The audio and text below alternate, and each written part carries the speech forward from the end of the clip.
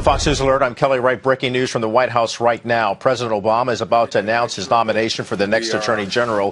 He will name Loretta Lynch as the nation's top law enforcement officer. She would replace Eric Holder. If confirmed, Lynch would become the first African-American woman to hold the post. We will be returning to cashing in following the president's announcement. Let's listen to the president right now. As our nation's chief law enforcement officer, the person in this position is responsible for enforcing our federal laws, including protecting our civil rights. Working with the remarkable men and women of the Justice Department, the Attorney General oversees the vast portfolio of cases, including counterterrorism and voting rights, public corruption and white-collar crime, judicial recommendations, and policy reviews, all of which impact on the lives of every American and shape the life of our nation. As I said back in September, when he decided to step down, I am enormously grateful to Eric Holder for his outstanding service in this position. He is one of the longest-serving attorney generals in American history and one of our finest. Eric brought to this job a belief that justice isn't just an abstract theory, but a living, breathing principle. It's about how laws interact with the daily lives of our people, whether we can make an honest living, whether we can provide for our families, whether we feel safe in our own communities and welcome in our own country, whether the words that the founders set to paper 238 years ago apply to every one of us in our time. So thanks to Eric, our nation is safer and freer, and more Americans, regardless of race or religion or gender or creed or sexual orientation or disability, receive fair and equal treatment under the law. I couldn't be prouder of Eric. And I couldn't be prouder that today I can announce somebody who shares that fierce commitment to equal justice under the law as my nominee for the next Attorney General, U.S. Attorney Loretta Lynch.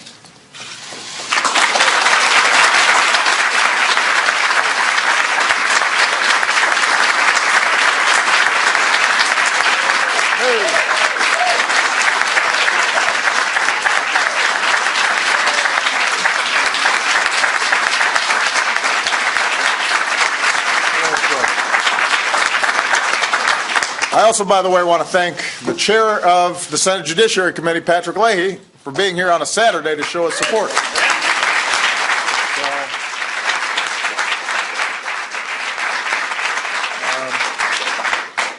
It's pretty hard to be more qualified for this job than Loretta.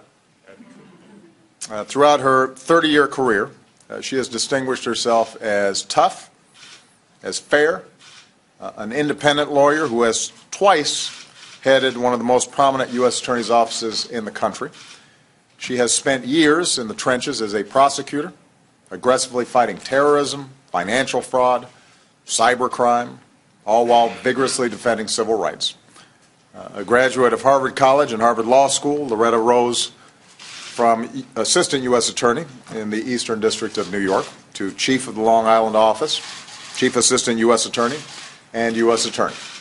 She successfully prosecuted the terrorists who plotted to bomb the Federal Reserve Bank and the New York City subway. She has boldly gone after public corruption, bringing charges against public officials in both parties.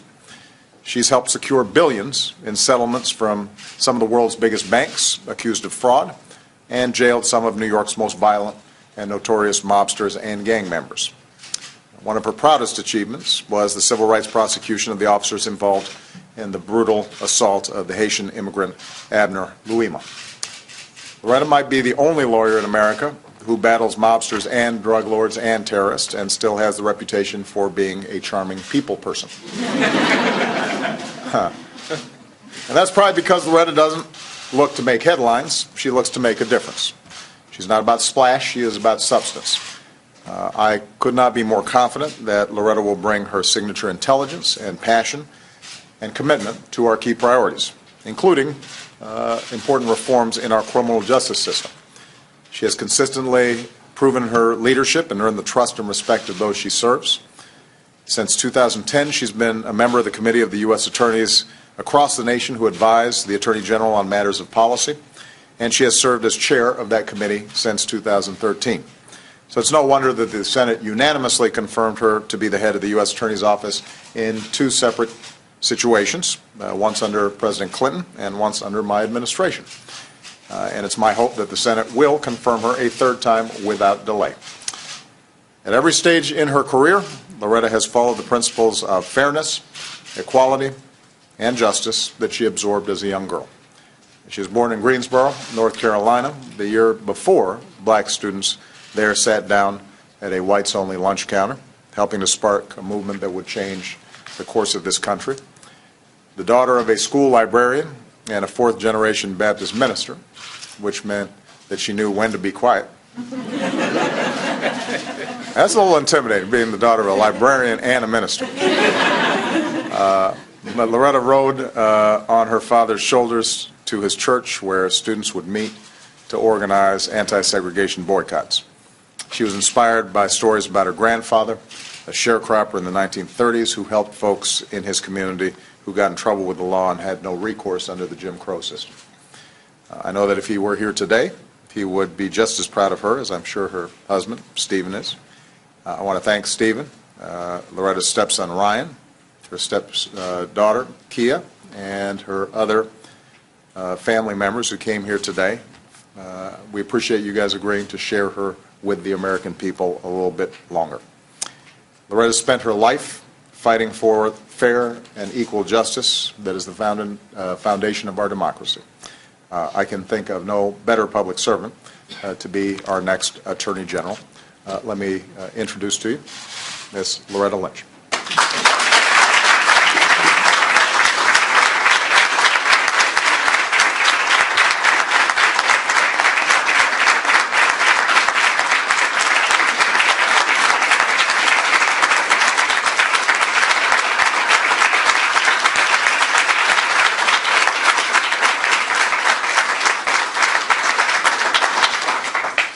Thank you, everyone.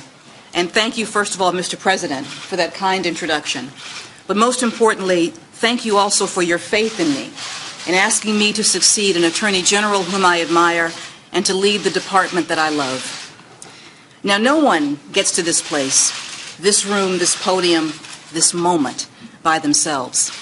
I also must thank Attorney General Eric Holder for your support and your friendship over the years, as well as by leading by example and always pushing this department to live up to its name. And I want to thank Chairman Leahy, senior officials of the Department of Justice, and members of the Cabinet for being here today. To my colleagues in the U.S. Attorney community and throughout the department, on whose strength and wisdom I lean every day, thank all of you as well for your support, both now and in all the work that we have ahead. And to my beloved office, the Eastern District of New York, my professional home. You have twice now given me the privilege of being able to serve you and to focus on nothing but the protection of the American people. It has been a joy.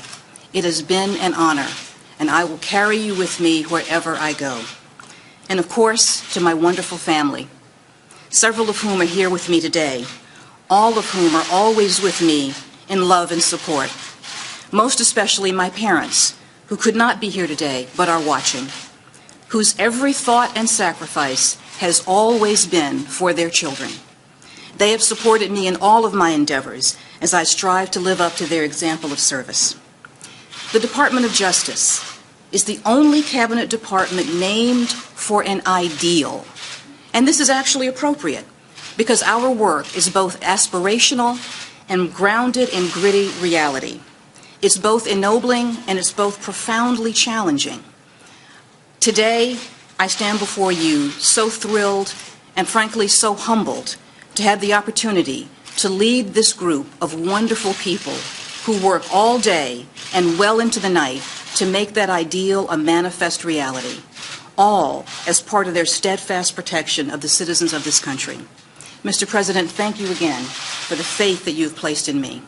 I pledge today to you and to the American people that if I have the honor of being confirmed by the Senate, I will wake up every morning with the protection of the American people my first thought.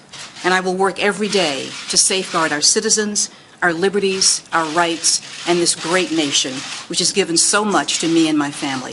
I thank you again, Mr. President and Mr. Attorney General, and all of you for being here.